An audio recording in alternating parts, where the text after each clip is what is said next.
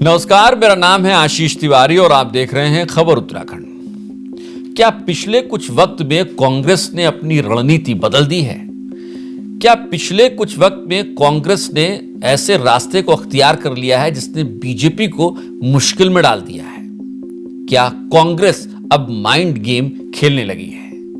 ये वो तमाम सवाल हैं जो राजनीतिक गलियारों में इस समय चर्चाओं के दायरे में हैं।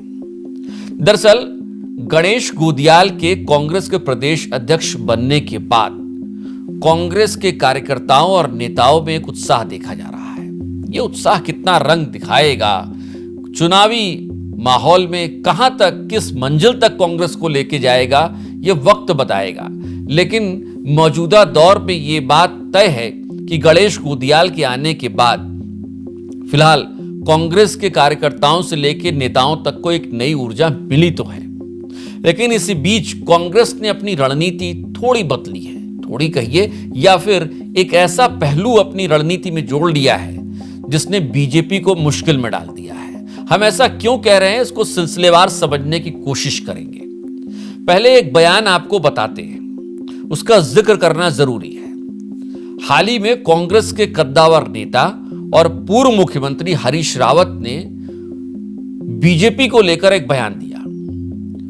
बीजेपी को लेकर जिस तरीके का यह बयान दिया गया, उससे यह लगता है कि हरीश रावत एक माइंड गेम खेल रहे हैं। हरीश रावत का कहना है कि बीजेपी में एक प्रेशर ग्रुप काम कर रहा है और मुख्यमंत्री पुष्कर सिंह धामी के खिलाफ यह प्रेशर ग्रुप लगातार एक्टिव है और किन्हीं न किन्हीं तरीकों से हरीश रावत को भी यह जानकारी मिल रही है। यह हरीश रावत का कहना है। अब इस बयान में, इस तरीके के वक्तव्य में कितनी सच्चाई है, यह हरीश रावत को ही पता होगा। लेकिन याद कीजिए, कुछ दिनों पहले हरक सिंह रावत भी ऐसे ही बयान दे चुके हैं और लगातार एक दो बयान उन्होंने ऐसे ही दिए। हरक सिंह रावत ने पहले कहा कि कई भाजपा नेता उनके संपर्क में हैं और जब 2027 का विधानसभा चुनाव आएगा तो देखिए क्या होता है। इसके बाद हरक सिंह रावत ने बयान दिया कि कई बीजेपी नेताओं की कुंडलियां उनके पास हैं। अब ये कुंडलियां हरीश रावत तक भी पहुंची हैं शायद, क्योंकि हरक सिंह रावत रिपीटेडली लगातार बार बार इस तरीके के बयान दे रहे थे। तो हमने उस वक्त भी एक वीडियो बनाया था कि क्या कहीं कांग्रेस कोई माइंड गेम खेल रही है। और इसके बाद लगभग 1-1.5 हफ्ते 2 हफ्ते के बाद जब हरक सिंह रावत इस तरीके के बयान लगातार देते हैं, उसके बाद अब हरीश रावत का भी यह बयान, हमें लगता है कि हमारी उस बात को शंका आशंका या जो हमारा वो अनुमान था उसको सच साबित कर रहा है कि कांग्रेस ने अपनी रणनीति को बदला है। कांग्रेस अब माइंड गेम खेलने पर ध्यान दे रही है और ये बीजेपी के लिए बड़ी मुश्किल हो सकती है, क्योंकि बीजेपी के पास, आप समझिए कि बीजेपी में 2014 के बाद से अब तक लहर, जिसे आप मोदी लहर कह सकते हैं, मोदी लहर ने बहुत ज्यादा सपोर्ट किया है बीजेपी को और इस लहर को तोड़ने का सिर्फ और सिर्फ एक ही तरीका है, आप एक नया नैरेटिव सेट कीजिए। एक नया नैरेटिव जब आप बना देते हैं जिसमें आप ये साबित करने में कामयाब हो जाते हैं कि लहर थमने लगी है, तभी सबसे ज्यादा मुश्किल में डाला जा सकता है। और कांग्रेस शायद यही करने की कोशिश में लगी हुई है। कांग्रेस ये जताने की कोशिश में लगी है कि पिछले कुछ वक्त में बीजेपी की स्थिति कमजोर हुई है। कांग्रेस ये समझाने की कोशिश में भी लगी हुई है कि 2027 में बीजेपी की स्थिति कमजोर हो रही है, लिहाजा ये नैरेटिव सेट किया जाए कि जो नेता, जो कार्यकर्ता कांग्रेस छोड़कर उस वक्त यानी 2022, 2017, 2014 के दौर में चले गए थे, लोकसभा में चले गए हो, विधानसभा के चुनाव में चले गए हो, कांग्रेस को छोड़कर बीजेपी में चले गए हो, अगर इस नैरेटिव के फेरे में वो आते हैं तो इस नैरेटिव में फंसकर वो वापसी कर जाएं कांग्रेस की ओर और एक प्रतीकात्मक रूप में एक संदेश जा सके कि कांग्रेस अब मजबूत हो रही है। और इसीलिए हम बार बार कह रहे हैं कि क्या कांग्रेस ने अपनी रणनीति को बदला है, क्या कांग्रेस माइंड गेम खेल रही है। और ये माइंड गेम खेलने का काम अभी शुरू हुआ है, जब गणेश गोदियाल आए हैं उसके बाद से शुरू हुआ है। और आप देखिए कि तमाम बड़े नेता अब पहले हरक सिंह रावत कहते हैं, हरक सिंह रावत डंके की चोट पर कहते हैं, 1 2 3 बार वो उस तरीके का बयान देते हैं, सार्वजनिक तौर पर देते हैं, मीडिया के सामने आकर देते हैं कि कई बीजेपी के नेता उनके संपर्क में हैं, कई बीजेपी नेताओं की कुंडलियां उनके हाथों में हैं, और उसके बाद हरीश रावत भी इस तरीके का बयान दे रहे हैं। तो क्या ये उम्मीद की जाए कि आने वाले वक्त में भी कुछ और कांग्रेसी नेता इस तरीके के बयान देंगे? और जो नैरेटिव हम बात कर रहे हैं और जो इंस्टेबिलिटी की बात हो रही है बार बार, क्योंकि इसमें कोई दो राय नहीं है, क्योंकि आप देखिए कि जिस तरीके से मुख्यमंत्री पुष्कर सिंह धामी की सरकार को रह रहकर उनके ही लोगों ने, चाहे वो त्रिवेंद्र सिंह रावत रहे हों या कुछ और नेता रहे हों, वो कटघरे में खड़ा करते रहे हैं, सरकार को असहज करते रहे हैं। और ऐसे में आप कहिए कि एक इंस्टेबिलिटी की कोशिश बार बार होती है। कई बार ये हवाएं भी उड़ाई जाती हैं कि सरकार खतरे में आ गई है, मुख्यमंत्री बदलने वाला है, ये नैरेटिव भी बार बार सेट होता है। और ऐसे में हरक सिंह रावत, फिर हरीश रावत, यानी जिस बात को वो बताना चाह रहे हैं, कहीं उसको सपोर्ट बीजेपी के अंदर से भी मिला।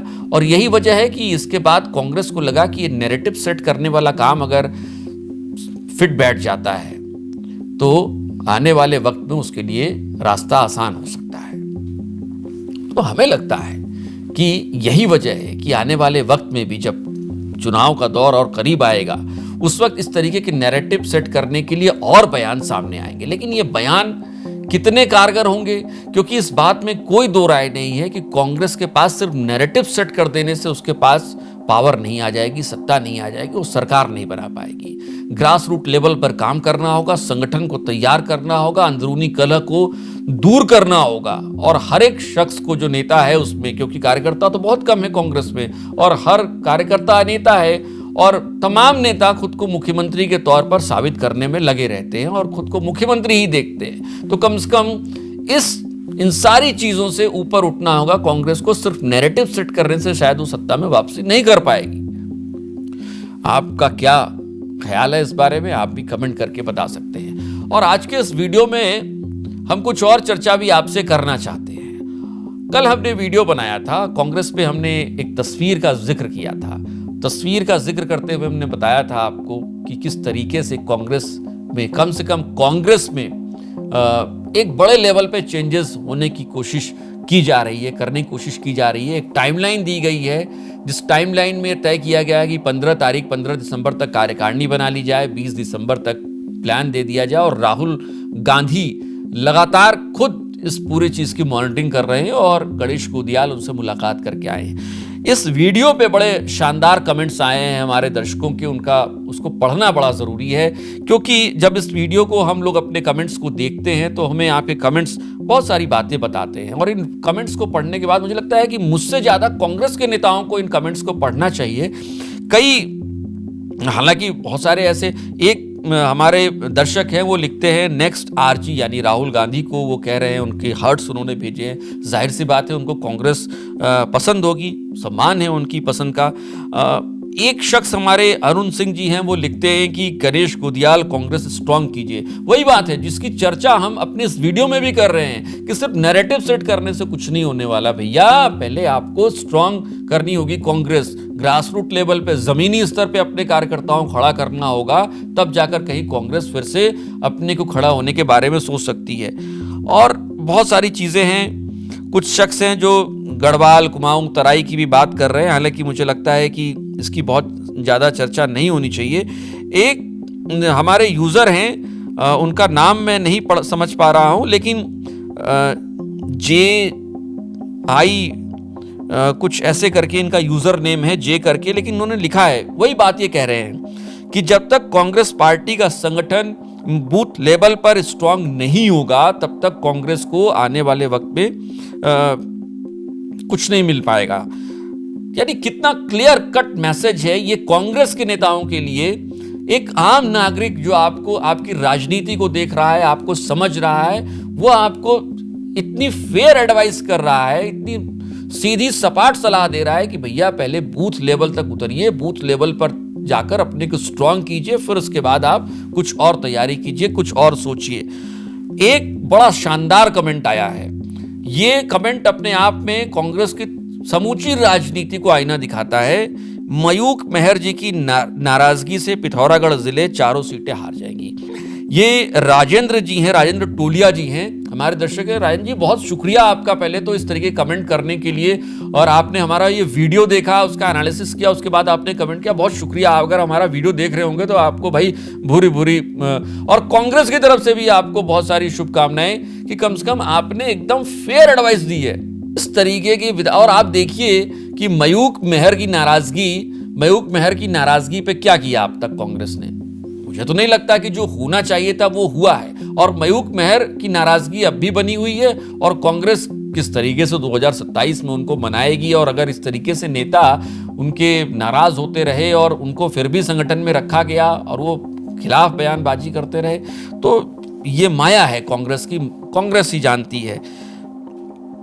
एक शख्स लिखते हैं, गणेश गोदियाल ने प्रदेश अध्यक्ष के रूप में अच्छा काम किया था, कांग्रेस का प्रयास अच्छा है, यही सफलता की दिशा में कदम बढ़ाएगा। हम भी यही कह रहे हैं, गणेश गोदियाल के आने से थोड़ा एनर्जी तो मिली है भाई, लेकिन ये एनर्जी कहां तक जाएगी, कहां तक पहुंचाएगी, किस मकाम तक पहुंचाएगी, ये तय भी कांग्रेस के लोगों को ही करना है। और भी बहुत सारे कमेंट्स हैं, सारे कमेंट्स पढ़ना इस वीडियो में बहुत मुश्किल है, वीडियो बहुत लंबा हो जाएगा और फिर आप भी कहेंगे कि बहुत वीडियो लंबा है, तो इसलिए आज इस वीडियो को यही खत्म कर रहे हैं। लेकिन सवाल यही है कि जिस माइंड गेम से कांग्रेस चल रही है, उस माइंड गेम से क्या कांग्रेस को सत्ता मिल पाएगी, क्या कांग्रेस जो सोच रही है वो कर पाएगी, या ग्रास रूट लेवल पर उसे काम करना होगा, या सिर्फ नैरेटिव सेट करने से उसका काम हो जाएगा। कमेंट करके, आप कमेंट करते रहते हैं, कमेंट करके हमें ज़रूर बताइएगा, आपके कमेंट्स का इंतज़ार रहेगा। और चलते चलते चैनल को सब्सक्राइब नहीं किया है तो सब्सक्राइब करना मत भूलिएगा, चैनल को सब्सक्राइब करना, बेल आइकन भी ज़रूर दबाइएगा ताकि वीडियो आप तक पहुँचे, आपको पता चले।